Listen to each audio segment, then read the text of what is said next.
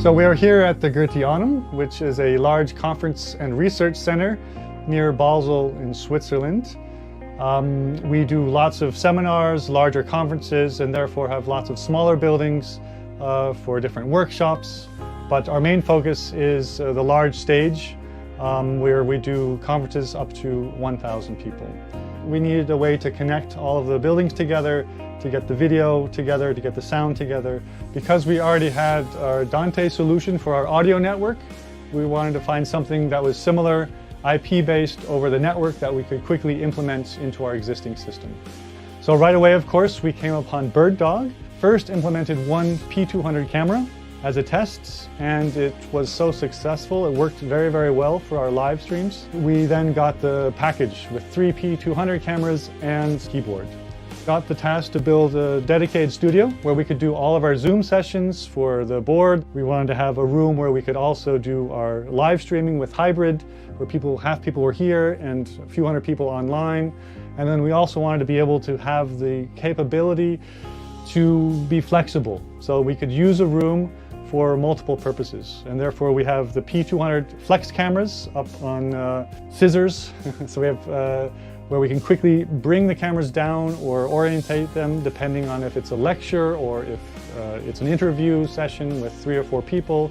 We can quickly change the room, and with the flexibility of the flexes, maybe that's why they're called the flexes, but with the flexes we're able to quickly get in our computers, whether it's a PowerPoint or if people are coming from remote, we could quickly add them into our video network and grab their feeds and bring them into our live video mix. As with any installation, we've found ways we can improve. And one of the main ones is to get some more fixed P200 cameras on our network, which can be installed in any of our workshop rooms.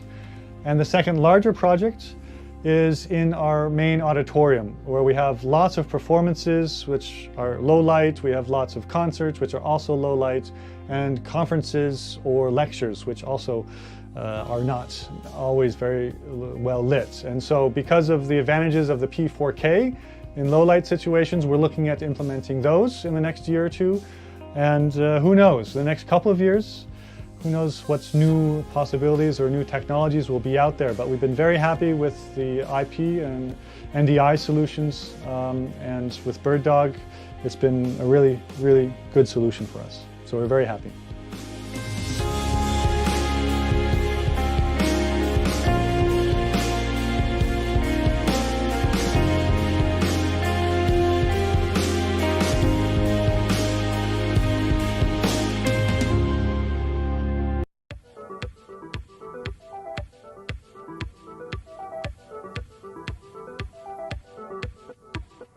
Well, it is that time again, everybody. Hope you are doing well. My name is BirdDog John, and I am back in action. In those scenarios, it's good to neuralize the cameras.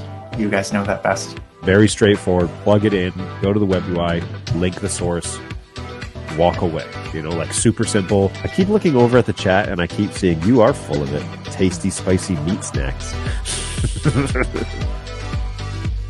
Covered in flavor. I mean, you can't go wrong. So what's going on? We've got a handful of folks here in the chat, and I really appreciate that. What's up, mate? Hey, Warren, how are you? Appreciate it. Hey, Robbie, how's it going, man? We were just talking about you. What's going on, Tom? Ahoy.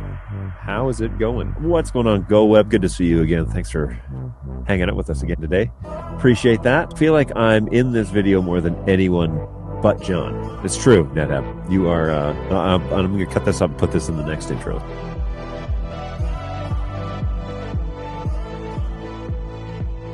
Well, what is going on, everybody? Hopefully you are doing well. I am going to jump over to...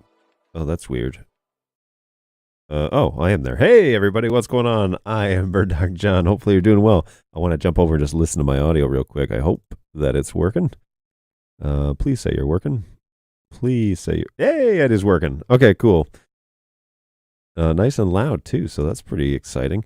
So I was monkeying around with some of the audio stuff here recently. I have this little wireless Go system that I want to use for doing some like documentary stuff. And I just realized that my play is showing a different output. Anyways, I wanted to do I want to use that as like a run and gun that's on top of a Canon RP that I have at home, and I'm looking at different like rig options for doing some video stuff, in all my spare time. And I was thinking about how I could rig it up. And I actually have purchased a little different lavalier mic that's a little bit easier to hide, and then some like tape and whatever, so snot tape as they call it. So we'll see what happens with all of that, but yoink. But pretty exciting that have some additional options. And then I was going to pit it up against obviously the RA20, but other options. Now I have this like really crappy microphone that I've had for a really long time. I forget where this capsule even came from, but I have a capsule microphone, like little lavalier mic, but it's really bulky and it's hard to hide, and you can hear the rustling and everything. So I want to rig it up where I've got a good system in place where I can have a really small mic and hide it, whatever. So I ordered, it should be here tomorrow, I ordered the X-Vive Lav 2, which is like a really small capsule and easy to conceal, and that would be great. Be fun then to do a show without the big giant microphone, just see how it goes. But we shall see. So let's hang out here for a little bit, answer all of your NDI hopes and dreams and questions. By the way, my Snacks on Stream manager has delivered today, so it looks like Balu has dropped off a new certain type of Coca-Cola, and so we're going to try that one. Rosalina Creations. Recycle me before or after I drink it. And then Brayton opened this right before the show started, but he's got cheesy garlic bread, Lay's potato chips. I'm going to probably eat that whole bag. So he puts them out in a bowl there, so they've claimed their share. Oh, and that reminds me that this camera is on low bandwidth. So let's change that up. Hey, that looks a lot better. So I've only actually got two cameras going today. And this needs to be turned off for some reason. What's the deal there? Anyways, I've only got two cameras going because I'm having a little issue with my 240, and I'm going to have to take a look at that after the show, but we shall figure that all out in good time because there is a ton of stuff going on here at BirdDog Support. I promise you there's so much going on. And to add on top of that, there's some stuff going on outside of work, so we will I'll tell you that tale maybe during Snacks on Stream. We'll save that for a little bit later in the show, but yeah, good stuff. What's going on, Ian? Ian Harold, I just ordered 6 P400s, hanging out over in Aberdeen again. Hey, how's it going? Welcome back. And that's pretty exciting about those P400s. What's your installation? What are you going to be? Where are you going to be putting those? I would be interested to know. You may have told me already. Please forgive me. Some of that information that I had filed away in the corners of my brain got pushed out this weekend. And again, I'll explain what happened a little bit later during Snacks on Stream. So hang out with us for a little bit, at least an hour. What's going on, my buddy from Stockholm, Sweden, that I am too shy to try and butcher your name. So one day we're going to meet each other, and you're going to teach me how to properly say it so I can not butcher it any longer. But hey, and that camera up there, by the way, that you're looking at is a P4K. That's one of our support units here at the office, and I think it looks pretty good. Actually, I think it looks great, and it shows the contrast between, that's the PF120. So it shows the contrast between my shirt and the back wall. You can see that I've got my blue lights up here today. Everything seems to be functioning as it should be. I've even got my hair light on so NetHab won't make fun of me. And yeah, we're underway. Now, the next thing I need to do, again, in my free time is actually clean my desk. So don't judge me for all of this business going on here that's in the shot, because I'm really sorry. Actually, I can move this out of frame, and then you won't feel like I'm such a slob. But there, I'll put it over there where you can't see it on camera. Because it's the illusion of being clean and organized that I want to give you. I don't actually have the time to be clean and organized. Well, clean. I'm fairly organized, but just my desk is kind of a dump right now. So sorry about that, folks. It's part of the cost of admission here at the show. I bought BirdDog Plays to test ahead of building projects where we're adding 7 classrooms with TVs. Was hoping to utilize Plays in there and utilize CEC input control, but it doesn't work with the TVs. Depends on what TVs you purchase, I guess. We have an LG TV. It works just fine on LG. We've got it to work on Samsung TVs, I believe. Sony TVs, I don't know if there's an issue there. I'll have to double check. I think there might be. I thought they were going to put what brands they've tested on the website, but perhaps they didn't. So yeah, I'd be interested to know what brand you bought, because that would also be good to know. I tested them on LGs and Samsungs with no luck. Are there any plans to expand compatibility? Those are the 2 brands we know they do work, because they work here in the office. So the CEC function, I know for sure the LG, because we have it in the lobby and we were using it pretty regularly. Now, what version of the firmware are you on? Are you up to date on that? I can double check and see what they've got going on. Hey, what's going on, MTash? Good morning, John. I'd first like to say that I had a great experience with Jess last Friday. We had a phone session where she got me into the web UI of a used P200 that I had bought. Wow. Wait, you had a phone call? Jess doesn't do phone calls. That's weird. That is an exception if you had a phone call. If it was a remote session, she does do those sometimes. Jess is actually our newest agent. But yeah, she's an ace, so she can handle it, that's for sure. But that's great. I'm glad you had a good experience, and thank you for saying something, because people who have great experiences don't often say things, but people who have bad experiences always say something. So I really appreciate that. Thanks for saying something. Nice. That must be in regards to the Snacks on Stream comments. I'm now following up with her on a possible problem I'm getting on the LCD screen of a BirdDog keyboard, referring to the camera she helped me to last Friday. She thinks it may be a visual bug. I'm just checking on it. She's checking on it. Okay, good. Because she's actually working remote today, so I wouldn't know. But we could have, if you have a ticket number, can have one of the guys that are probably watching also double check on it. But she is working remote, so if she says she's checking on it, she's checking on it. You can be sure of that. Aberdeen, Newcastle, and Bristol. Oh wow, that's cool. Live broadcasts, very cool. Oh, are you doing stuff like in multiple locations at the same time? That'd be cool. The keyboard is showing the wrong IP address. Interesting. Even when so are you adding the camera via NDI, Visca? What are you doing there? Because there, we can sort through it.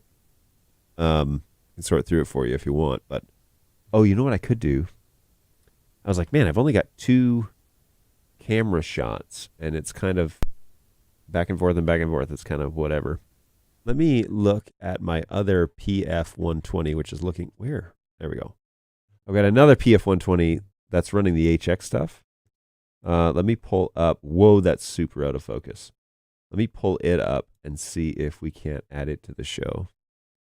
A little out of angle. Do I do like a wide shot and show you everything? Then I'm out of focus. Let's see. Settings, video. All right, so I'm going to have to manually adjust this, I think. Yoink. All right, let's get a third shot on this camera because,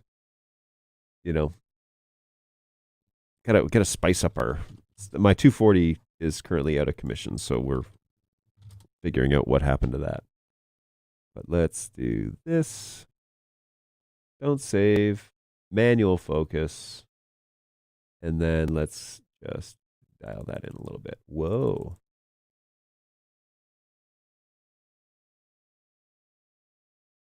Oh dear. All right, let's try that again.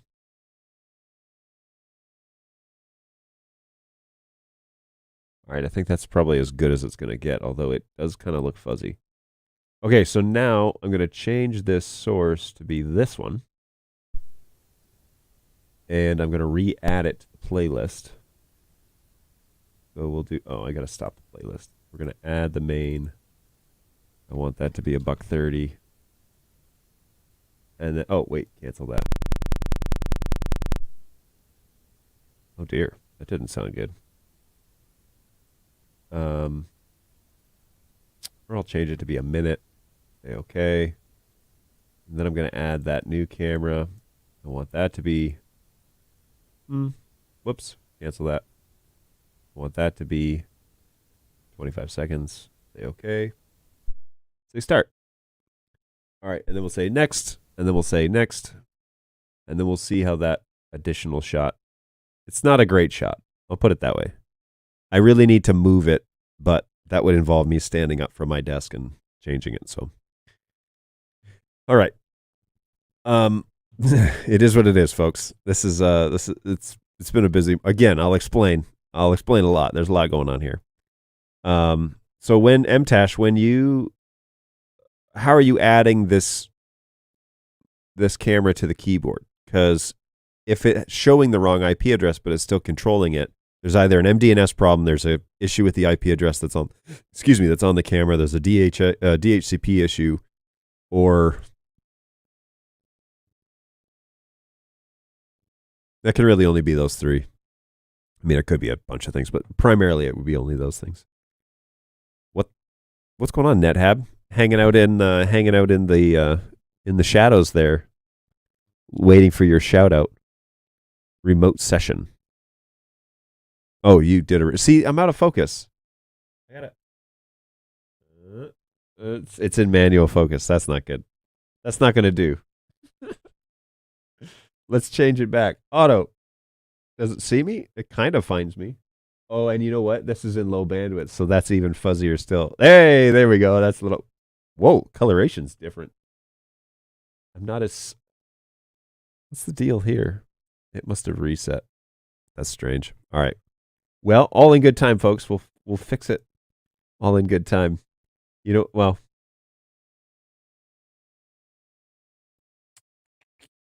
I think I looked better. All right, look, I'll kill this. I think I look better. It's actually like more of my skin tones. It's a little more red going on here than this one. This one makes me look like I'm sickly. Maybe I should change the P4K. P4K would actually be able to we could do a whole lot more with the manipulation of the P4K than others. So let's see.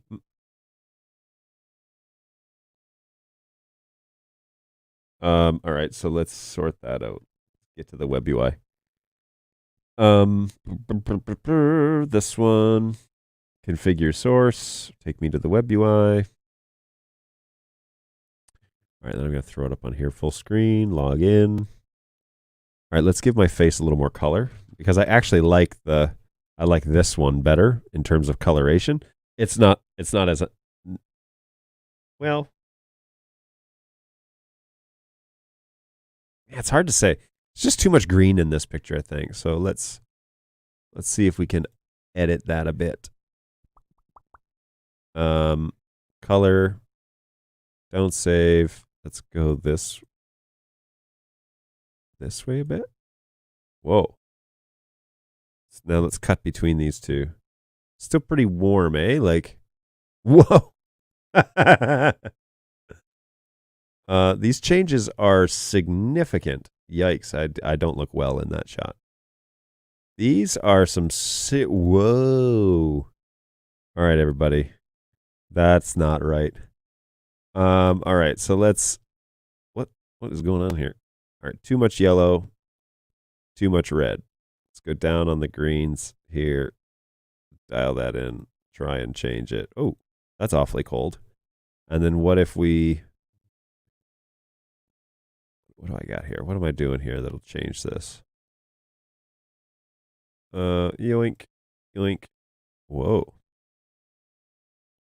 I just need this to be a shade bit warmer. Nope. Still too green.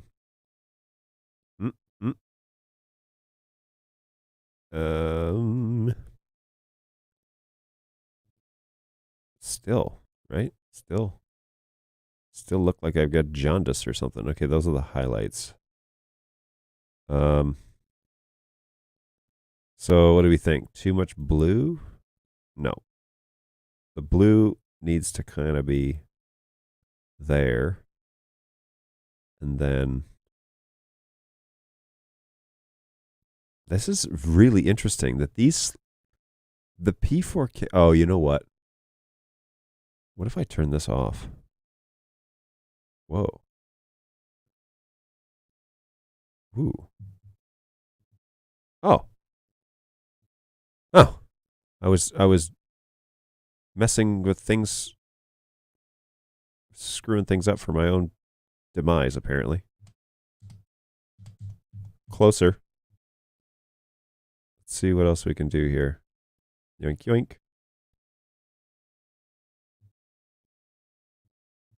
It's closer. Just a little more life. Hey, that's pretty close. And then if I turn this on and I go down the middle. Oh, look at that. Oh, that's way better. Okay, so now we're going to turn up the blue highlights so that, boom! Love it. Well, that was fun. Hey, thanks for playing along, everybody. Now let's double check this guy because this one is, that's a totally different shot though, so I don't care as much. Oh yeah. Giddy up, everybody. Giddy up. Well, that was fun. Thanks for playing along. On my monitors, they don't look super red, but on this monitor they do. I wonder if it's like an issue. I need to change the coloration. Because it's on like standard.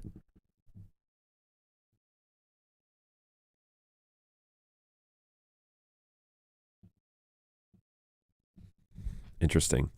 What I will do is I will look at a. I just screwed this up. What I'm going to do is I'm going to look at it on my phone because we all know the industry standard is to look at it on your iPhone.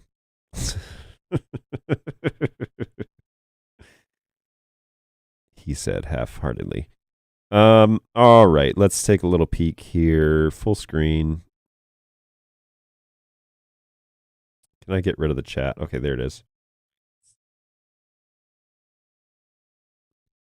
Yeah, I mean, it's a little red. Oh, whoops, wrong one. You can hear me talking in the background. Oh, look, and now this one's all out of focus. Let's see if... Will it fix it? Come on. Oh, jeez. All right, so I gotta dial in the focus here. Oh, you can't see it. I'm trying to fix it back and forth. All right, let's turn off that audio. Audio sounds great. Man, those smooth tones of the RE20. You're welcome, everybody. You are welcome. All right, let's fix the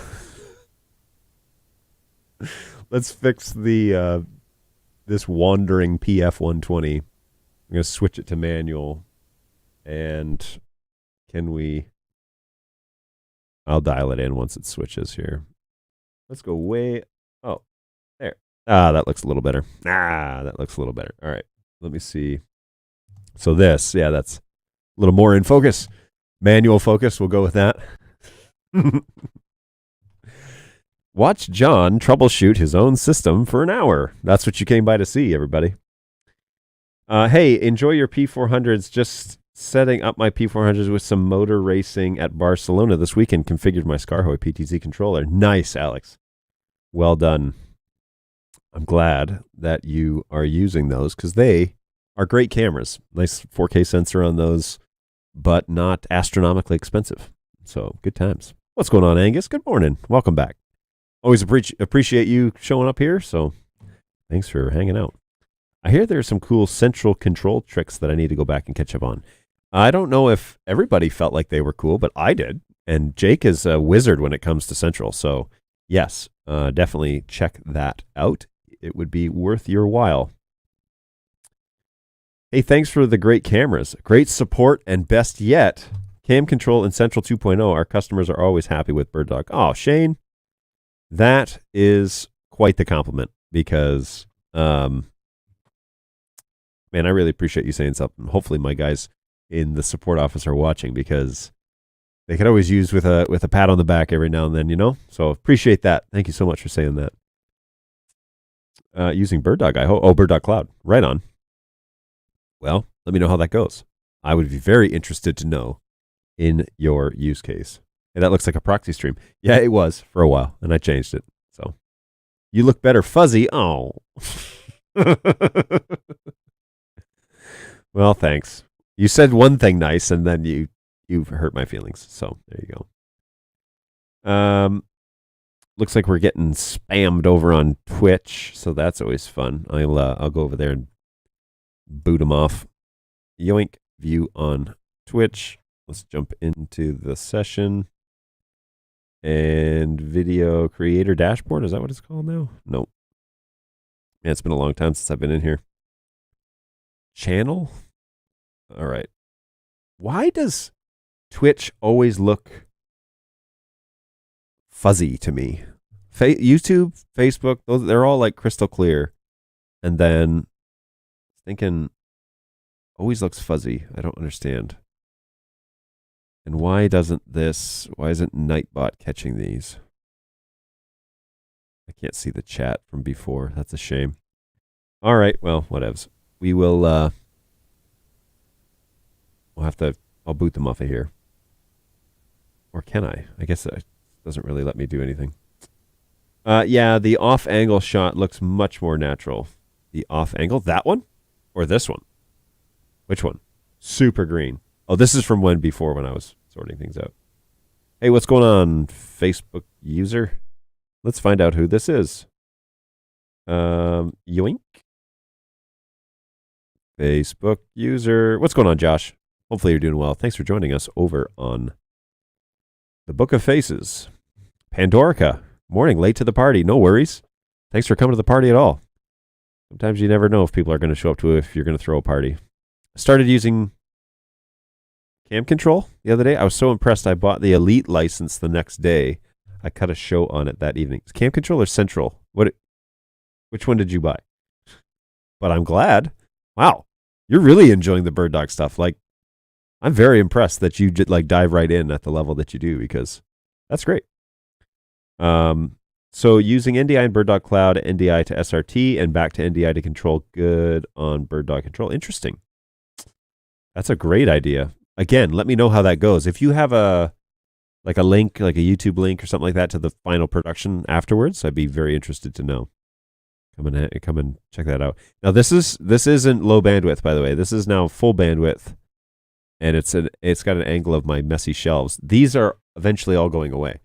And we're gonna do the studio up correctly. But in the meantime, yeah, here I am among the boxes of things. Central, very cool. Central's great. I love it. Yes, go and watch the Central stream that we did. You'll find it beneficial, I think. I think you can block spam straight from StreamYard. I can I? Let's take a little look-see. No, the Twitch ones, the messages from Twitch there's not an option to do that. The Facebook ones I can. So in Twitch, I've got to go in and actually find the users and block them there. So I do plan to jump into Cam Control soon too, but my workload is overwhelming right now. Yeah, welcome to the party. I can sympathize with that for sure. The workload is heavy these days. It's like it's great to be popular, but it also means that you're going to be busy. So good stuff. All right, I made it to the end of the chat the first time, so let's kill the playlist, and we're going to do a little snacks on stream just so that we can have some time to try out these options that Balu and Brayton have brought into the office. So here we go. John's just making up stuff to start drama. Look, I don't know. Look at him. Wish me luck, folks. It's my first Vegemite experience.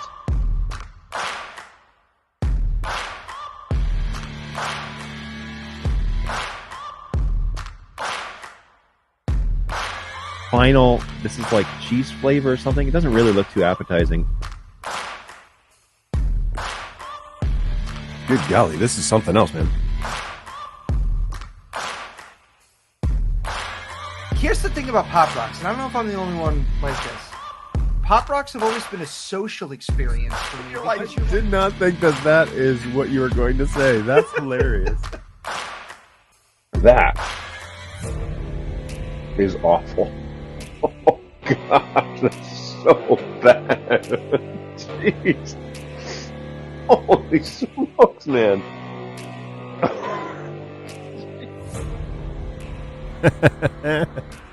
That always brings me such joy. I love it.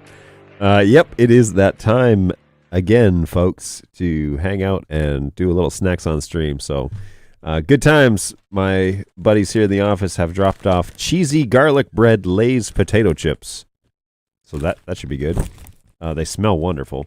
And then Balu has also brought by Move Limited Edition, because after you drink this, you're going to need to move at least 90 calories worth to pay the price. So we're going to give that a taste. This one says transformation flavored. What is with these companies that have been doing, like, the flavors are, what is this, a verb, an adjective? It's not a thing. Like, it's not like coffee flavored or blueberry flavored. It's what does transformation taste like? Here's a question for all of you. What do you think transformation tastes like? Because I'm about to find out, evidently.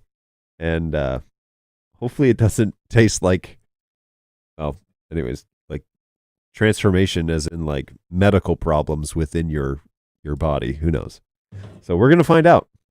That's for sure. Can't wait.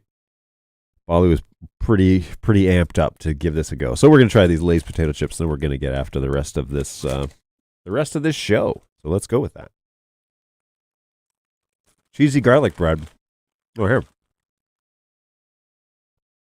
So far, the first chip is good. I don't know. Yeah, all right. I don't know. Can potato chips have too much flavoring? Asking for a friend. You know? I submit that they cannot.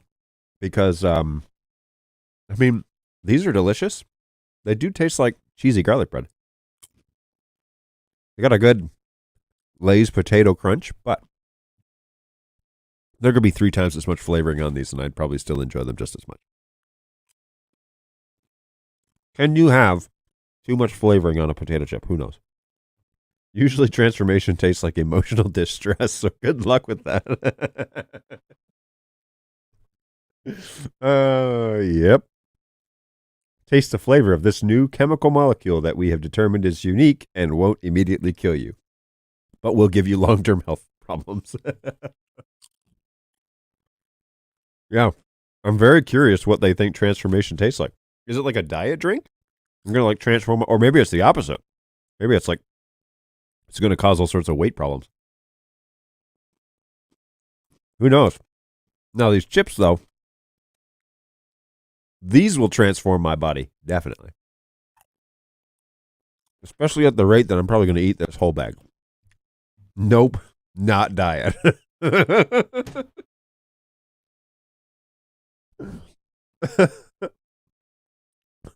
But they do have a diet option. Oh, see, for me, I always have an issue with the diet drinks. I used to drink diet Pepsi, but something lacking in it, I think the sugar, really causes me to. It leaves like an aftertaste, like an aluminum aftertaste, which is the aspartame, for way too long, and I need that to go away, like almost immediately. I don't like the taste of diet drinks afterwards. I thought it was the Rosalina flavored. That's Rosalina's Creations, is what that is. But it literally says transformation flavored. Is there like anything? Okay, so for those of you who are keeping score at home, carbonated water, high fructose corn syrup, naturally, caramel color, natural flavors, phosphoric acid, caffeine. That's it? That's the entire ingredients? Canned under the authority of the Coca-Cola Company in Atlanta, Georgia, by a member of the Coca-Cola Bottlers Association. They'd outsourced their work. Scan here for more food information. They have a QR code on here. Of course they do. Scan and enjoy. Those are two very demanding things. What if I'm not going to like it? And what if I don't want to scan it? Get out of here with your bossy pants, Coca-Cola. It is possible to make chips with too much flavor. Name a chip that has too much flavor. And I will buy it and order it. Those are good. I highly recommend Lay's cheesy garlic bread. There are clearly not going to be enough of these out in the lobby because they filled up a little bowl, and I could eat this whole bag myself, and there are 5 other people out in the lobby right now.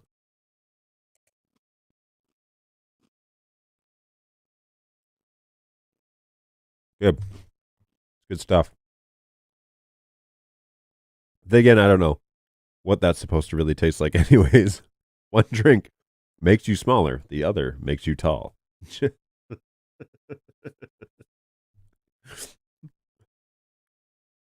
You need to try Iron Brew. I already did that. That was a previous show. I definitely tried Iron Brew, and I actually really liked it. Then I was told that it's Scotland's national hangover drink. Is that correct?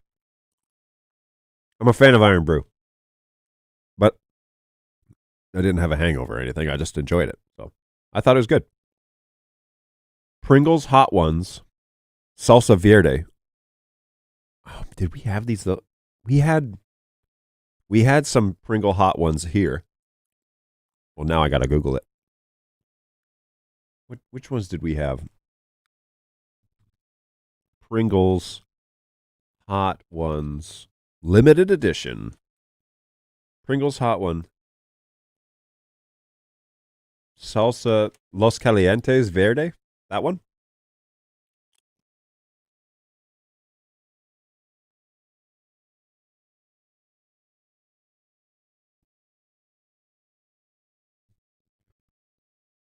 Salsa.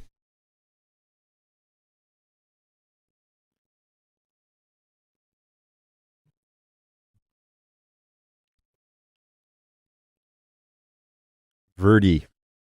Yeah. Yeah, these must be limited edition because they want $25 for a thing of them. We'll go and check out Walmart. They might have them. The Mart for Walls. They are hot. That sounds about right. I think we had them because we had both of the cans here in the office. BirdDog guys, if you're still paying attention, back me up on this. I can't remember exactly which ones we had. I think Balu brought them in. I have a pretty good heat tolerance, and I thought it used to be much higher, and then those pushed my boundaries. Oh, now I really want to have them again. Or maybe we had the other ones. I can't remember. They were okay, but they weren't like, didn't burn my face off. They weren't spicy Korean ramen noodles. Those ones were burn your face off. Do they make like Baldock potato chips? Yeah, chips are great. I'm a big fan of those. So that gets the BirdDog John stamp of approval. And now, oh wait, let's clear the palate. Brought some water.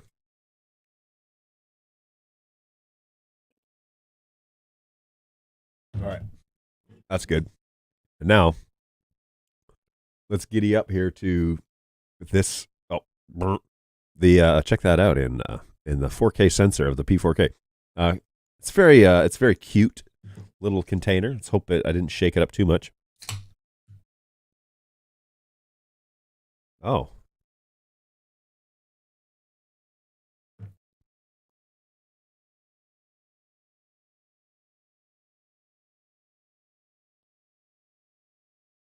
I feel like I've had this before. I feel like I had this before on this show. Okay, this is no, that's different. This is very much so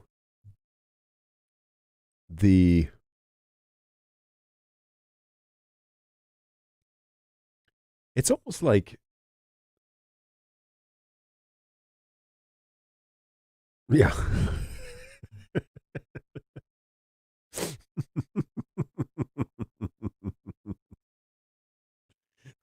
Like I'm the Hulk or something. Nope, new flavor. Tastes the same as the space one. That's what I was thinking. It did taste like the space one. I was like, oh, it seems like maybe they just like the space one wasn't selling, and so they rebottled it into something else and called it some Rosalina something or other. It has I want to say it almost tastes like a certain Jones Soda flavor. Maybe I'm wrong. I feel like there's a Jones Soda like this.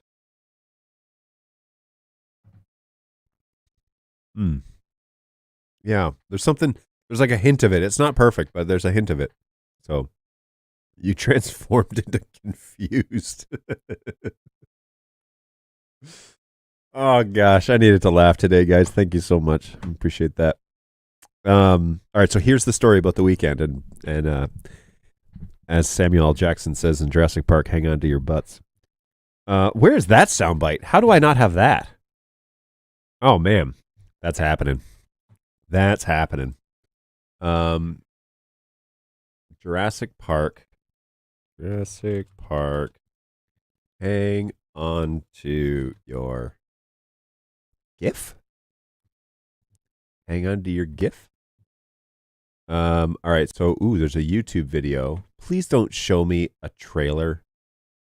Just to see a 5-second clip. Oh, it's 32 seconds. Oh, here. This one's 7 seconds. Hold on to your butts is the quote, by the way. Okay, so let's rip that.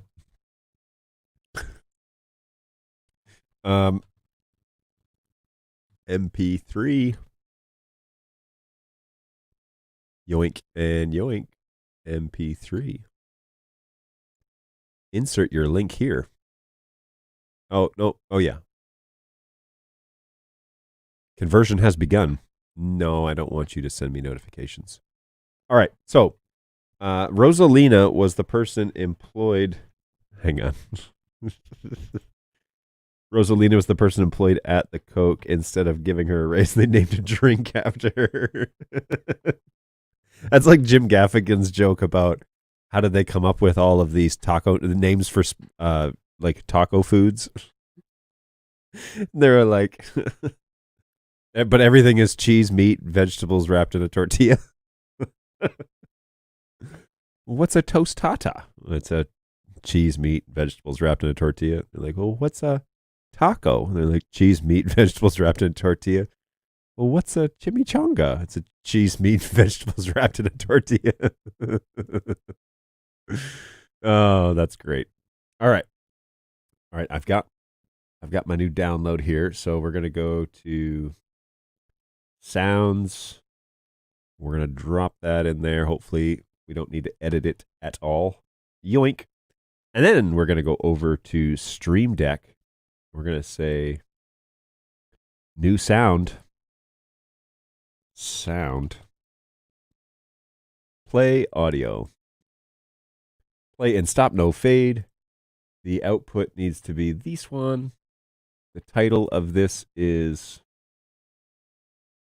Twitch files sound down to the word hang or hold.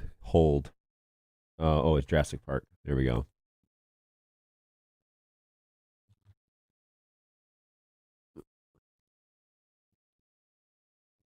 There we go. All right. Let's see if this works now. Hold on to your butts. Oh, it even included the power switch on. That's great. Did that come through on the stream? Let me look here. I should have probably been watching that. Yoink. And I heard it. It should have come through there. Let's go one more time. Hold on to your butts. It's just a little quiet, eh? Let's go ahead and turn that up to 100. Hold on to your butts. There we go. Now we got it. I think that's better. Hopefully that's better. It is very low. It's all coming through the same player, so it's hard to manipulate the individual tracks, but there we go. You're making me crave cheese, meat, and vegetables wrapped in a tortilla. Audio's very low. Did the last one, was it better? Okay, so here's the story from the weekend, from the weekend, as they say in Europe. They emphasize the end. I think they really want the week to be done. Anyway, the story goes that we got a big snowstorm on Friday, and I was planning on leaving the office around 3 o'clock to try and beat it home. And I didn't want to get stuck in that snowstorm. And then, of course, I got on let's just say a phone call with a customer. So that went to about 3:45. And then as we were trying to shut things down, I got talking, as I do. And so that went to like 4:30 here in the office, me explaining a bunch of stuff. Then I realized that there was something that the CFO had asked me to do with the office in particular. And so I was trying to get that done, and I didn't get that done until about 5:10 p.m. Well, by then there was about 6 inches of snow on the ground. So I got my truck. I drive an F-150 and headed for the hills, as I say. I go north of the city. And as I was going north, I got all the way home, right in front of my subdivision, and went to turn and ended up getting T-boned by another oncoming vehicle on the road. Long story short, that everybody's fine. There's no injuries. I'm not injured. They didn't hit me doing an exceptional amount of speed, but they did end up hitting me. And so my poor F-150, my beautiful truck, is sitting in a wrecker's lot somewhere in Davisburg, Michigan, waiting to be assessed by the insurance adjusters. So unfortunately, that vehicle is MIA right now as it's being looked at. A lot of it is, I think, cosmetic damage, but you'll never know until you have somebody actually inspect it and check it out. So they're supposed to do that today or tomorrow, and then we're supposed to tow it somewhere and either have it worked on or hopefully not scrap, because I would love to have that truck back. Now, the curtain airbags deployed because I got hit by the side, right? And that was an interesting experience. When people say that, like, during an accident, they see things go by in slow motion, it is 100% true. 100%. I got hit on the passenger side of the vehicle, right? So I'm pulling into the subdivision. So I got hit on the passenger side. I'm turning left. And when I got hit, I have an iPad that's in a holster, an iPad Pro, and I have the pen, the Apple II pencil. So I saw that pencil leave the holster and just fly across the truck, like right in front of me. But I saw it all happen as if it was filmed at 120 frames per second and then slowed right down to 24. You guys are video guys. You understand what I'm saying. So yeah, it was a very interesting experience. The curtains airbags came down. Apparently those ones are more replaceable than the front ones. Those ones didn't go off. So that's good. And they didn't hit the wheel wells. They hit right in the middle of the side of the truck. So thankfully, the F-150 2012 years, they were still building vehicles on very heavy box frames, and it's a really rugged vehicle. And so there's a lot of cosmetic damage, but I'm hoping that it's not a whole lot of internal damage. The vehicle started up and pulled right onto the tow truck with no issue, so we know the engine's working. Just brake lines and gas lines are a concern. But again, that's something that the collision shop will have to look into. So I'm without a vehicle for a couple of weeks, probably, at least, maybe longer. And that was my Friday. So on Saturday morning, I was supposed to be flying to Nashville to do a little project I was working on. And Friday night, about 10 p.m., I ended up canceling everything. And then my flight to Nashville got canceled because of the snow. So the one that I would have been on. So I rescheduled everything for another weekend later in the future, in a couple of weeks. But I had to cancel that whole trip. And then I found out what the cancellation policies are for and how they work and don't work. But anyways, that was fun. And then I had to deal with the courthouse, deal with the insurance, the other person in the accident. That was confusing. So interesting. Well, anyways, we'll leave it at that. But as it turns out, we're sorting that out now, and we're trying to figure it out. So it's all good.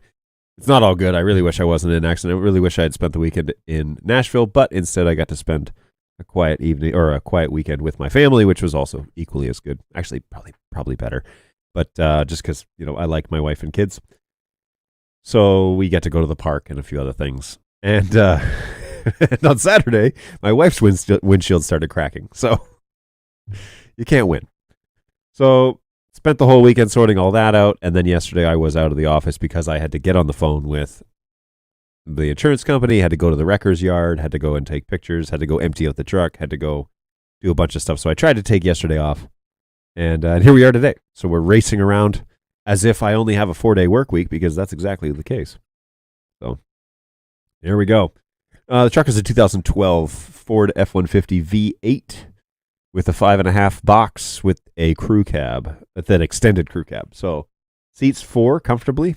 Actually, it seats like 6 really comfortably, to be honest with you. It's a beautiful truck, and you can't buy it again for you can't buy that year at the mileage that I have it on for less than like $15,000. So there's a good chance they're going to fix it, because the damages I do not believe will exceed $15,000. So here's hoping. We'll find out more. I'll let you know as I find out, because it's a journey through the insurance. You have to have insurance, but you never want to have to use it, right? Like that's the general rule. In a previous life, some of you, I may have mentioned this before, in a previous life, I was an insurance agent. I actually wrote personal lines insurance and commercial lines. And we were just getting into life insurance when I stopped doing that. But the personal line stuff was very interesting because, at least in Michigan, the liability limits are the thing that will really kill you in the end when it comes to insurance. Like if you have an accident, you have minimums. That's what will get you, because they'll go up to the minimums and then you're on the hook for the rest of it. Well, if they sue you for $1 million, they'll get all of it they can out of the insurance. But then if it's, if there are lifetime injuries or whatever, that can really put you under. But in Michigan, the liability limits are really not like that expensive in the grand scheme of things. So I have really high liability limits just in case I ever need them. And that's a good peace of mind when you actually have to use the insurance. So nobody was hurt. I don't think that'll be a part of this, but yeah. That's been the saga that I've been dealing with over the past 5 days. Shortly after I saw you, the next day I had the accident. So there you go. That's a whole heap of no fun at all. At that age, you may be able to advocate for your truck pretty heavily. As a fellow owner of a very precious, not quite new vehicle, I feel your pain. A friend of mine had one of those as an '09. It's a very comfortable truck. Seriously, there's so much room. So the way I like to say it, so like my kids are fairly small children, and my wife is also very small and petite and whatever. And so I can, if we're on a road trip in that truck, she can literally climb in the back seat and like stand up and turn around and whatever. There's so much room back there between the front seats and the back seats that there's like all this extra space. And so she can sit down between the two kids' car seats, which are on the left and right side, and she can help them with lunch and get them snacks and hook them all up and whatever, and then crawl through again back to the front seat. It's like very impressive how much space there is. So it makes traveling with a family quite enjoyable, but it also is very expensive to put fuel in that thing. And in Canada, it's like 4 times as expensive. It's just ridiculous. So I would like to get the truck back just because I like it a lot. It's in good shape. I've put some additional time and effort into it. So anyways, hopefully I get it back. But yes, I too am glad that nobody was hurt. Shaken up, I think, is the term that we were going to go with here. And me too. I was not really totally coherent during and after that incident. And that's okay. That's not terrible, but it does taste like the space flavored stuff, which is the space flavor available still? Bali, do you know?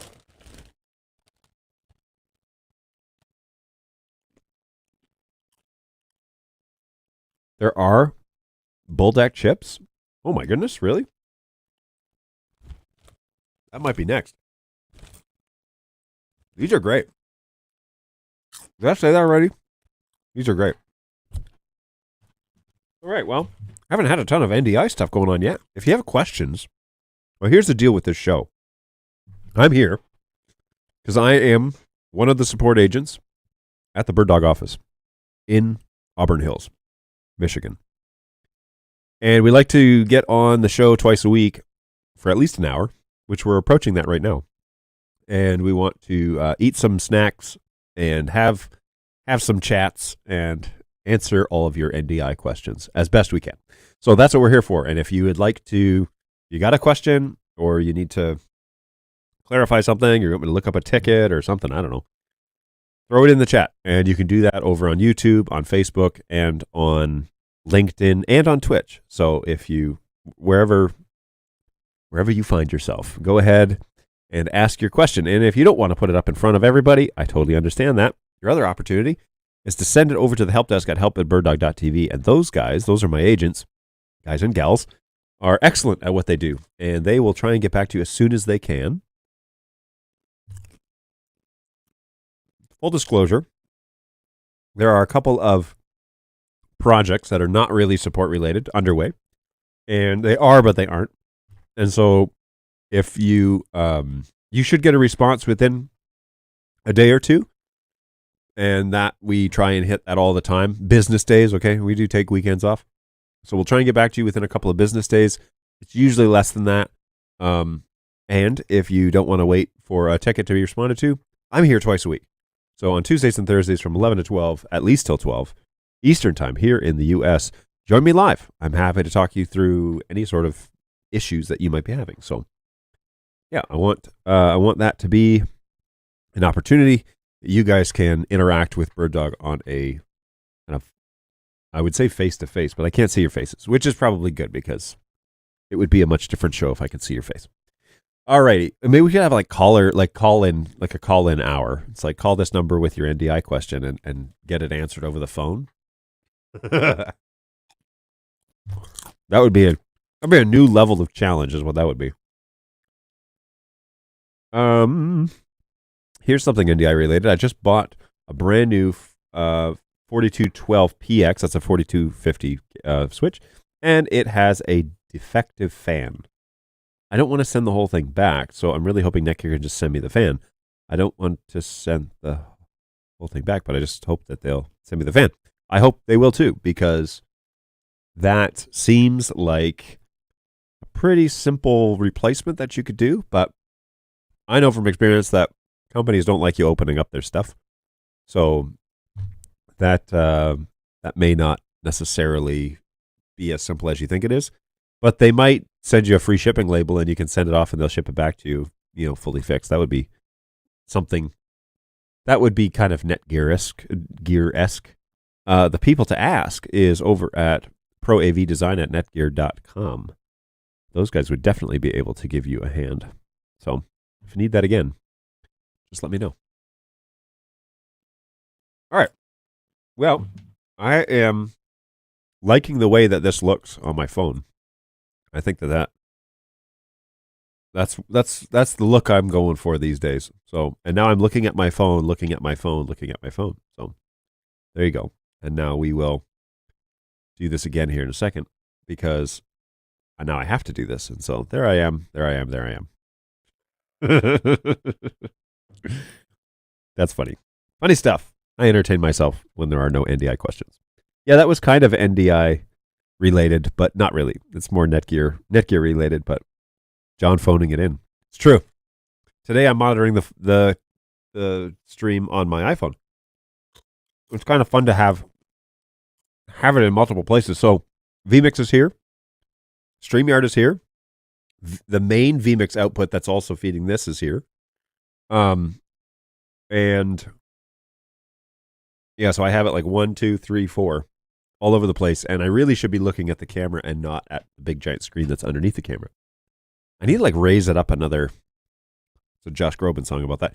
I need to raise up the screen probably 6 inches because then I wouldn't be looking down. I would be looking higher, right? So I need to just look into the lens. I need to get used to doing that and stop looking at myself on the monitor. Now, what I should do is change this BirdDog Play to handle, where are we here? Oh, I don't even have this one open. BirdDog Play 1 local. Excuse me. Woo, that Rosalina Transformation flavor coming back. Refund. All right, here we go. Let's redo.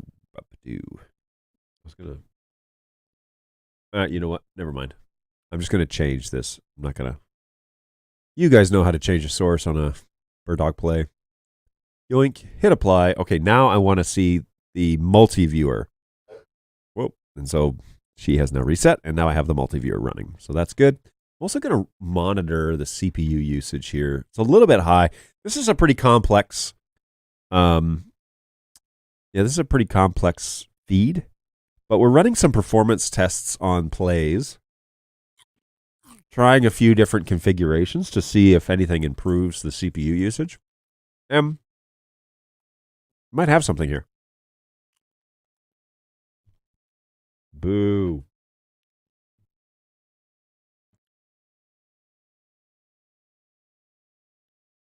He chose another choir to sing with when he came to Michigan. Yeah, that sucked. Was it at least a Michigan choir, or did he import them? Dead to me. Wow, you are really bitter. I didn't realize this, Balu. Not really. Would have been cool, but whatever. Yeah, wow. He could have picked somebody local. That would have been really cool. But if he didn't, that sucked. How can you, get Jake to make a video going into a little more detail on setting up the NDI router and the rest of the setup he did last Thursday's show? What do you want to know? What do you mean set it up? Like, give me an end goal and we can work on it. It was another college chorus from somewhere in Michigan. Oh, okay. Well, at least they were local. He could have had multiple choruses, right? That would have been cool. Let me see. Excuse me. Let me see if Central's running right now. Central is running.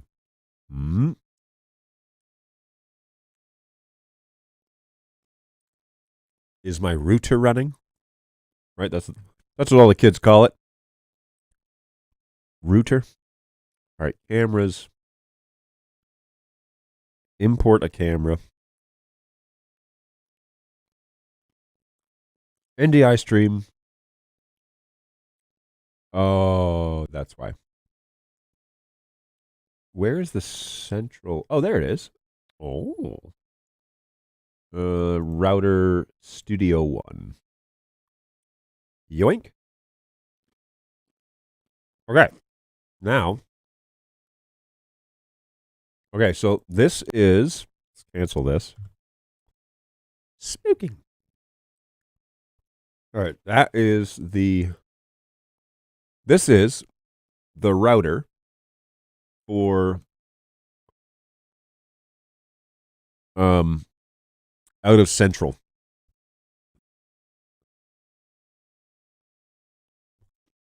MTash says it went by so fast. I haven't used router for anything yet. Okay. All right. Well, let's have a little chit chat then. All right, here we go. Hey, here's something we can talk about. Let me load this up so you can see what's going on. And maybe we can all learn something here, myself included. Why isn't this? Oh, all these sources changed because crap.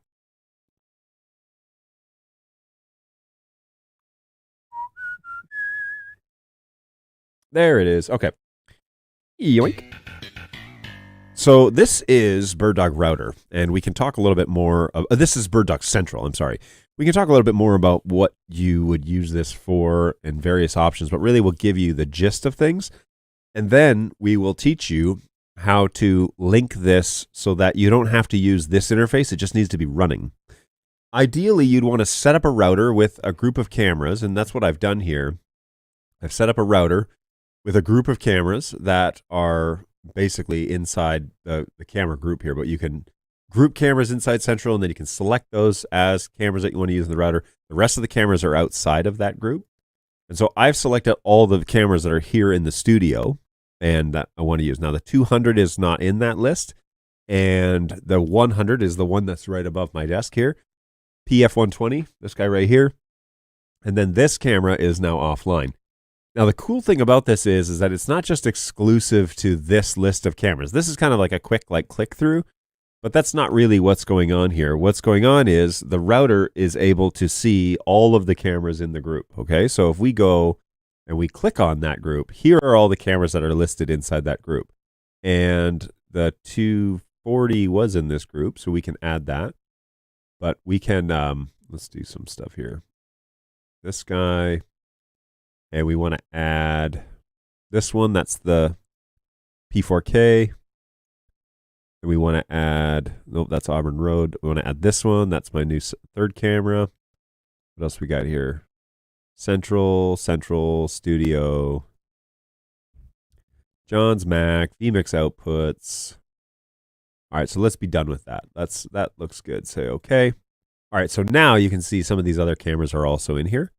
And when I click through and I select these different cameras, the router output is the one that changes. And so I'm actually seeing that happen in real time because this, remember, this is the router output. So if I switch those cameras, it's instant switching, which is what Jake loves. But also I can do that directly inside of Central. Now, like I said, the beautiful thing here is now that router is attached to that group of cameras, I've added it to the group and I've enabled router inside Central. And the way you do that is you can say up here, add router. You click plus, it says give it a name. You select it, and then you select the group of cameras that you want the router to use. Once it's inside that group, you hit OK, and then your router is now active. And inside of Yoink Studio Monitor, just to give you a frame of reference here, inside Studio Monitor, we now have Central 2.0, and we have the router. Now here, I should really get rid of all these because they're causing more harm than good. But this is that router. And so if we make this half screen and we make this half screen, and I go ahead and I click through these, see, there's the routing function. So now you can switch, which is what I believe Angus was talking about earlier, is that he's able to kind of switch things through pretty quickly. All right, now, boom, I can change these sources. I'm also asking this computer to do like a ton of stuff right now, so just give me a second. Oh, yeah, okay, I got to turn that off. Turn that off. Turn that off. Sorry, yeah, there's a bunch of stuff going on here. All right, so this is inside a web UI, and like I said, there's a whole bunch of stuff happening, but when you click, it is instantaneous, and that's good news. Whether or not that these little thumbnails are up to date, that may not be the case, but I don't know. I haven't done any like stress testing. Okay, but once that's done, now we can use a program like Companion. I'm going to launch that on a web interface. And inside Companion, the latest version of Companion, there is a new module basically that allows you to look right here, Central, that allows you to add it, and then you can go and customize your buttons to, where are we here? 4, 5. Oh, there it is. So you can customize the buttons. What is going on here? Jeez. Did I mute? Okay, not muted now. My goodness. So you can go through and you can customize it so that when you click on these buttons, it should fire those out the router. Now, I need to probably click test button or something, right? You can also set off the emulator. Oh, here. So test button. PF120. Oh, that 240 is not here right now. Boom. Test P100. There's the P100. Auburn Road. Oh, is that one still on here? Let's test that button. Boom. Oh, there's beautiful Auburn Road. Beautiful and Auburn. Two words that are not commonly spoke together. And then back to the what is this called? P4K. So you can set up buttons to then call them. And so now you can have instant switching and a single NDI source on your, I'm going to go here, by the way. Is that selected? Yeah. So now you can have a single NDI source and have instant switching on like a Stream Deck or something that can call APIs and just punch through it. Now the API for Central 2.0 is not published yet, so don't go crazy. But Jake did say on the show that you can request it and he will send it to you. Hello at BirdDog.tv, and that's where all of our sales guys are. So now, whoa, see frame drops here, mostly because I'm making this thing do all sorts of things that I probably shouldn't be asking it to do. I'm going to throw those there. What else can I close here? I guess I should close down Studio Monitor. Try to lower that GPU. And then I need to open Stream Deck again because all my buttons disappeared. There we go. Very good. Good news, everyone! All right, so there we go. And playlist is back on. Frames have stopped dropping. And we're in good shape. So Central, in a gist, would be using it that way. So you can set up a router, and it will generate an NDI output, and then you can instantly switch by using API commands. You can instantly switch between the sources and call your shots from a Stream Deck or whatever. So if you now, the other thing Jake was talking about was he can make, once your router is up and running, then your keyboard, you can search for NDI on your keyboard and find the router, and then call the router. Okay, I should have shown this. I'm sorry. Where are we? Over here. On computer. Go back to the desktop real quick. So the router's up and running, and what I can do is in low bandwidth mode, just to save some network data, I'm going to open Studio Monitor on the router. And let's just make sure. Oh, yep, that's low bandwidth because look, I have my scopes are on there. So with the router, look though, you can then drive, right? We can control this, but I'm using the actual NDI router and not the camera feed, which means your keyboard can watch the router, and whatever camera is called, you can steer it, okay, over the NDI protocol. This is why you go with a BirdDog ecosystem, because now the router will pass the metadata to control the cameras. The keyboard can see the router on the central computer, which means that now you can call a camera with your Stream Deck or whatever, and it will change the camera on the keyboard and allow you to not have to call the camera here and there. Just call it once on your Stream Deck. So seriously, the workflow options here have like with that change, the workflow options are just like probably 20 times what they used to be, which is great.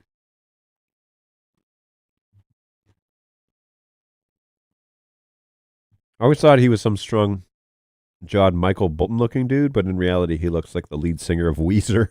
That's funny. Uh-oh, drop frames. Yeah, I'm doing a fair bit here on this poor computer. Thanks for the explanation and demo. I'll watch it later and replay. Cool. I like the idea of camera PTZing any camera selected. Yeah, that was huge. That like blew my mind last week when Jake was on. I'll contact Jake, send what central, and to send what central what? The API for Central? That's if you're doing your own stuff, okay? If you're wanting to customize like a X keys or something, you'll need the API for Central. But you're using a Stream Deck, it's already done.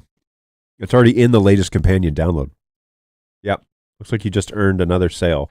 When I get some downtime, I'm going to set this up. How resource heavy is BirdDog Central? I can tell you. Whoa. That was weird.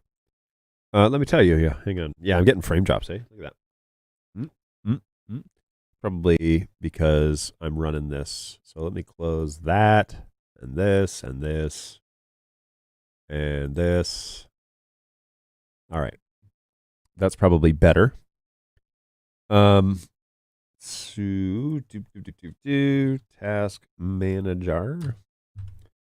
Yeah, my CPU overload went away. Central is a service, and performance. I'm sorry. Processes, right? Probably network. Central is using right now 0% of my GPU because I'm not actually connected to it anywhere.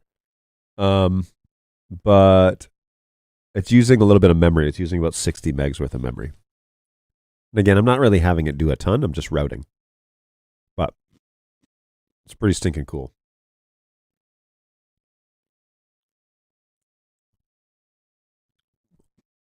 These chips are really good. This is exactly what I've been so desperate to set up. Yeah, it's beautiful. That was one of the big things. They were like, can the keyboard change the source when I select a different one in vMix? I was like, well, probably not that, but we can give you a routing option so you just have one NDI feed in vMix, which means you don't need to have 4 sources in vMix. You need to have one, which means your CPU level, right, is going to be reduced big time. So that's pretty exciting. I'm going to set it up where I have Central as the router and then get it on a Stream Deck, maybe a second one, where I can call cameras that way. Because then Stream Deck has a triggers option, which should allow you to make a playlist like what I use and do away with the playlist in vMix. Maybe. I want to change camera selections on the keyboard when I switch preview bus inputs in vMix. Yeah, see, that request happens all the time. There might be a way to, now with the API for Central, there might be a way to do that with the triggers inside vMix, but I don't know yet. I haven't gotten that far.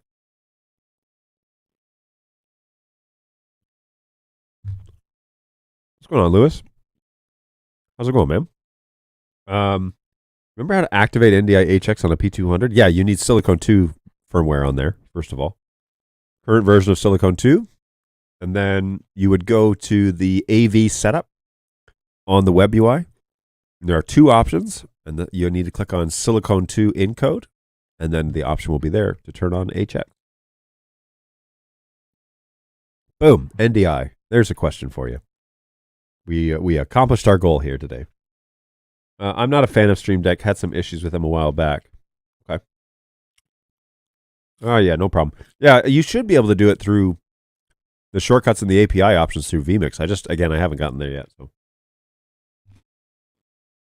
I'll still run multiple NDI sources in vMix. I want to have the inactive camera be selected on the keyboard. Yes. So that you can position it, right, and get it ready to go. Yep. I can glue all that. I can glue that all together easily, though. Will Central Light do this, or do I need Pro? I think the router is only on Pro. That, I believe, is a paid-for function.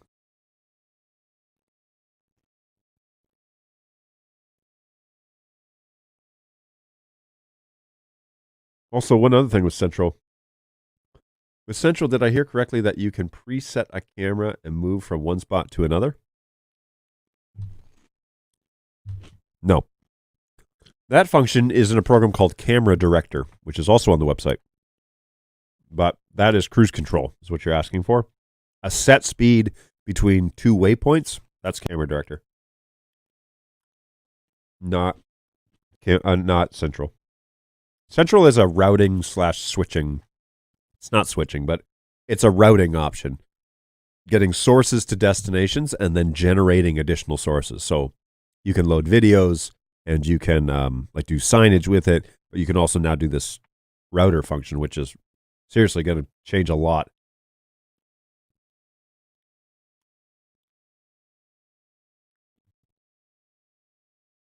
The price is reasonable enough. I have no problem paying to speed up those few seconds of making sure that I get it right, stuff selected. Hey, Angus, shoot my help desk an email and just say, hey, John asked me to send an email. I want to ask you a couple of questions about your install, but I'll do it off camera. Just curious to know. But send it over to help. Send me an email to help@birddog.tv. And just say, hey, John, this is Angus. Just reaching out after the show per your request. And I just have a couple of questions I want to ask you about that. Find out exactly what it is you're up to. Oh, this is interesting. Do I only have... My network fiber is reporting that it's running at 92%, but it's just under a gig. I don't know how that's possible because I have them trunked. I wonder if one of them is not working correctly.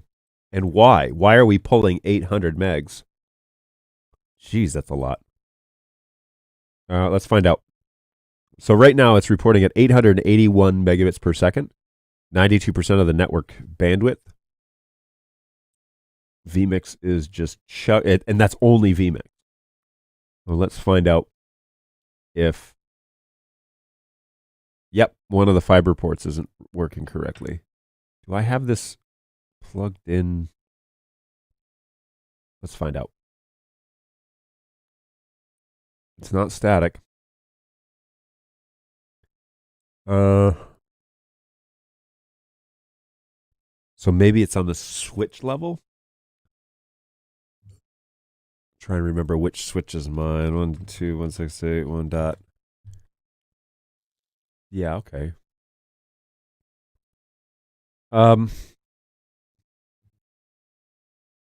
Is this mine? Yeah, studio. It's written down as a lag. Is that manually set? Lag 1. Yeah. Am I going to dump this network? Is that what's going to happen here? Crap. I need to. I'll do it after the show because I haven't let them lag together. They should be operating in tandem, but for some reason they're not. So to sort out why that is, because I should not be operating at 900 megs, and it should not be peaking out at this point. That's probably why we're seeing drop frames. So you know what we do here? In order to do that, we can change the other cameras that are in here, change them to low bandwidth, including my desktop. And that should alleviate some of the stress that's on that network. That's 2 sources I've changed. Well, that wasn't as much as I thought it was. What about this one? Low bandwidth on the PF120, the one that's here to my side. Task manager, yeah. Okay, now we're in the 700s. So that's a little better. I wonder why vMix is running so heavy right now.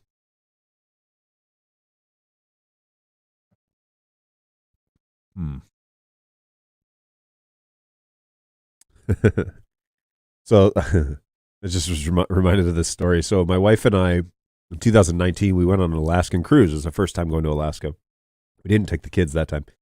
And when we came back, we accidentally, we didn't know, but there was a parade going on in Seattle when we came back. And so we decided, okay, well, we don't want to really hang around in the parade, so let's go and find like a museum or something. So we found, my wife is an elementary teacher, so we found a children's museum, and she thought, oh, this would be really cool to go and see if we could find resources or something for her classroom. So we don't live in Seattle, by the way.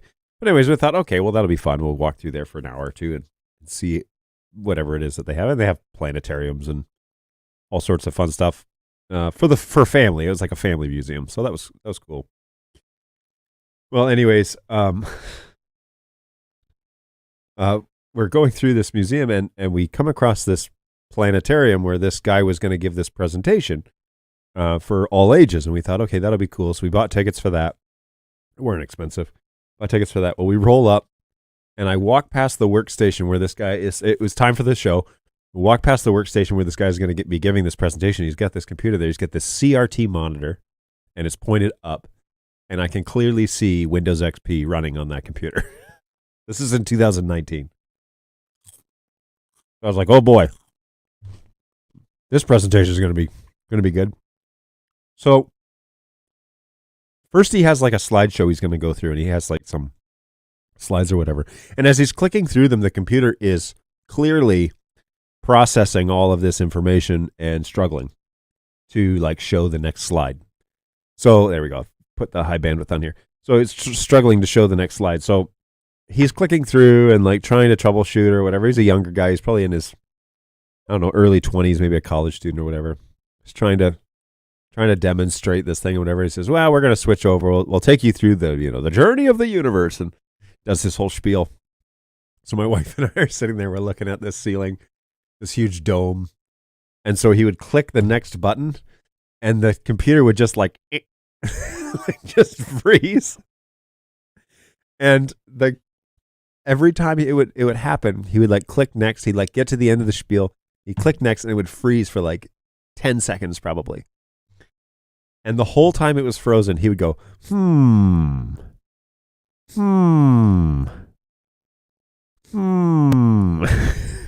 wife Holly and I are just like, is this guy for real? And this place is packed. Like there's probably 30 people sitting. This is before COVID.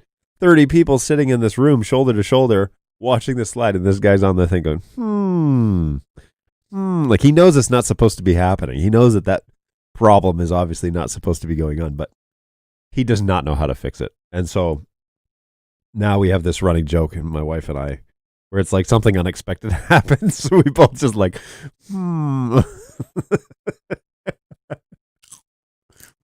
It happened. He probably did it like 40 times. He did that so many times. Oh, man. Got to go teach. Thanks, John. Hey, take it easy, Tash. Be well. Sorry, I missed stuff when I went into that story. Yeah, no problem. Also, one more thing. Central. I'll still run multiple NDI sources in vMix. I want to have an inactive camera be selected on the keyboard. Okay, there you go. So, I think you would have to change in the general settings of vMix. You'd probably have to go in and say, when I click this source, you have to set it for each source. When I click this source, put it to program and not preview, and then just have the central router in preview, right? And then you can link the keyboard to the router source, and then you can call it. Shoot, how would you do this? Well, anyway, it could be done where the keyboard router is the only thing in preview, and you're not pushing it over, but you're set your transitions in the firing of the sources. I don't know. I'll have to think that through. I can glue that all together fairly easily. Price is reasonable enough. I think I've read all these. Ticket entered. Awesome. I'll have my guys send it to me. Do you think that several HX cameras could be joined together, or will the delay be very different depending on the brand? What do you think about the fact that there are a few models with full, that there are a few models with full NDI? Yeah, that sounds painful. It was not worth the money we paid. It wasn't very expensive. For the next live show, you could do a review of comms. I want to do a review of comms when it gets revamped. We've done comms before, but it's going to change, and so it's going to be slick when it does too. But let's wait until it changes. So Lewis asked an interesting question. So what do I think about there only being a few full NDI models? Well, I think there's a reason for that. The primary reason being you have to design your own FPGA chip to do it. And so people aren't interested in investing that level of development into the product, and they'd rather just do a low or a higher latency version. And so the software piece, the firmware upgrade on most of the cameras that are out there in the wild right now that can handle HX, it's just a licensing fee. You pay for it and enable it. But honestly, if you're going to do NDI and you're buying a camera for NDI, there's no reason to buy an HX camera, because we include, first of all, the license with the purchase of the camera. You don't have to pay an extra one. And we're pretty much the same price in terms of lens to lens. We're the same price as other brands, and we have far deeper support options. You know, we have a better response time, just in general, to be honest with you. We have a good warranty. Pretty good warranty. So, there's a bunch of reasons. And I think if you're going to buy a camera for NDI, don't buy one where you got to buy a license, because what that means to me, at least, is that they have implemented NDI as an afterthought and not as the primary function. It always tickles me a little bit that people come to us at the help desk and they're like, well, we bought all these cameras, but we're trying to hook them up with 232. And my agents are always like, why? Oh, well, we don't use NDI. We don't want to use NDI. It's like, oh. Because like that's to us, that's the first thing you bought it for, was to get it on the network and to send it around the world, you know? It's like buying a sports car and leaving it in the garage. But they want to steer it with 232. Okay, well, we can tell you kind of how to do that. But NDI metadata is so much better. So, there you go. All right, well, I made a great attempt, by the way, to try and get through this bag of chips, but I really can't anymore. Like, they're really good. I want to keep eating them. Okay, I will. But I probably shouldn't, so I'm going to wrap them up and take them out for the guys to enjoy, because I don't need to eat a whole bag of chips, that's for sure. Although they are delicious, and shout out to Brayton and Balu for supplying today's snacks on stream. It was great. That was different. And now for something completely different. Did I understand correctly the license cost is different for full NDI than NDI HX? I believe so. At a manufacturing level, I believe so. I don't know about purchasing it in retail, because we don't charge for an NDI license for a BirdDog product. When you buy the camera, you get that function. That's not true with all other brands. I think NewTek includes the NDI license, I think. It would be weird if they didn't. But, yeah, that's a Panasonic lens. So, unless you already have Panasonic lenses, don't go that way. Just don't. Trust me, you'll like the Sony lenses better. It's just, you just will. The only legit complaint is that we don't do Kelvin control in all of our cameras. And it's interesting because there's two different camps, right? There's like the convenience camp, and then there's like the professional broadcast camp. The guys at the TV stations who have the colorists and stuff, like they don't care about Kelvin. But like convenience-wise, a lot of people are using Kelvin, and so there's this weird duality dance going on. So we'll see. But in the Panasonic realm, in the PTZ Optics? Data Video? I don't know. I can't remember who charges for their NDI licenses these days, but I know Sony does. I know Panasonic does. Those bigger companies, but they're not making NDI cameras, like specifically for NDI infrastructures. They're making cameras that have these functions. They're not making an NDI camera, that is designed for an NDI network. So, me personally, I like buying a device that does a thing. I don't like buying a device that does 12 things, because then it doesn't do one thing really well. It does 12 things poorly. So I would rather specialize and buy, I want an NDI camera. I want to go to a company that's doing NDI, and they're making cameras with that function. And then, well, now with Silicone 2, you have the option to use whatever brand of NDI you want. But if there's an issue with the NDI encode, for example, that's our primary function. We're concerned about that. If there's an issue with the NDI function with Sony or Panasonic, yeah, they might look at it. They'll see. It's not a big seller point for them, though. Panasonic in Spain, some cameras you pay for extra for having NDI in the camcorder. Yes, and that's exactly what I'm talking about. Is you would pay for a license, an NDI license that gets added to the camera, and it enables HX. Well, there's no enabling. I mean, it just unlocks that feature, but all their cameras run it. It's kind of the idea that we had with Dante, but I don't know where we're at with Dante for hardware. I haven't heard any update on that, because there are several projects underway that need to be addressed first. So there you go. Well, it's 12:30, and like I said, I was out yesterday, and so today I got some stuff to do. So I am going to go out in the lobby now and work with my team and try and sort out what is coming next. But I have greatly enjoyed hanging out with you and getting a chance to chat, talk a little bit about NTI, enjoy these snacks on stream, and get back in the saddle, as it were. But the day is moving along, and since I'm down to one car, I have to go pick up my wife and kids from school, so that will adjust my schedule. Now, the good news is I'm coming in a fair bit earlier than I normally do, so making up for lost time, to say the least.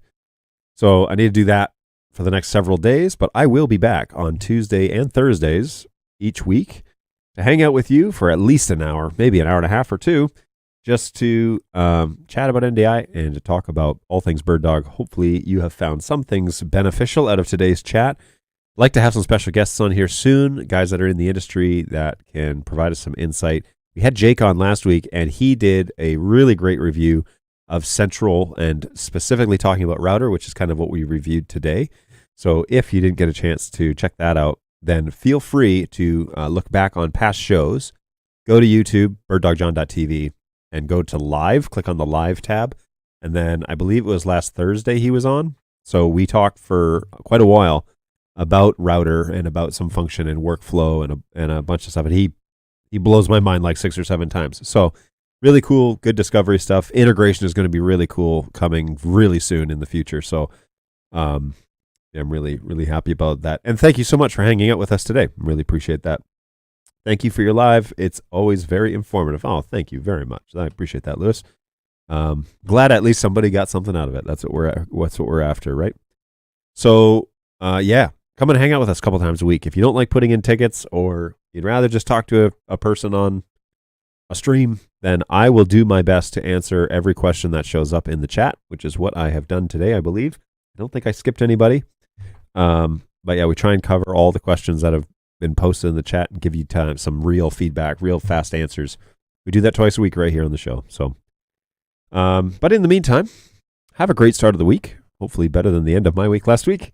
But have a great start to the week. And we will definitely be looking for you again on Thursday at 11 Eastern time here in the U.S. Now, next week, there's a time change.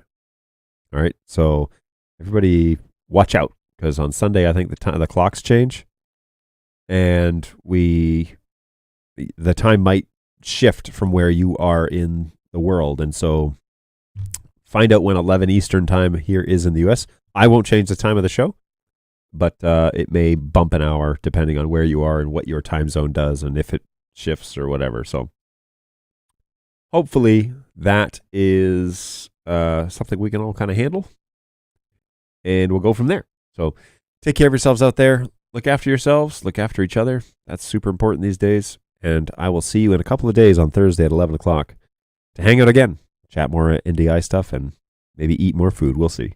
Take care, guys. Be well.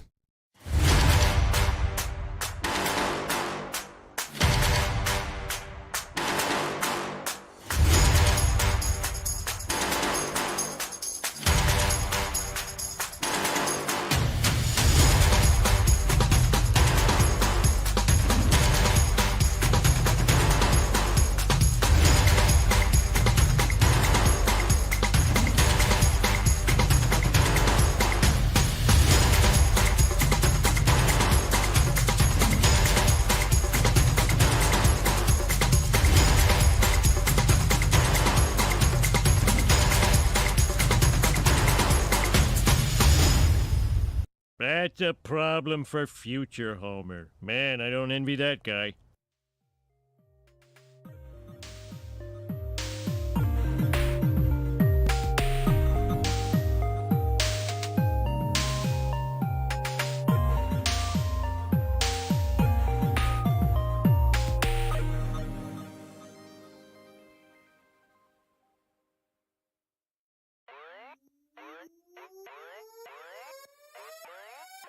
You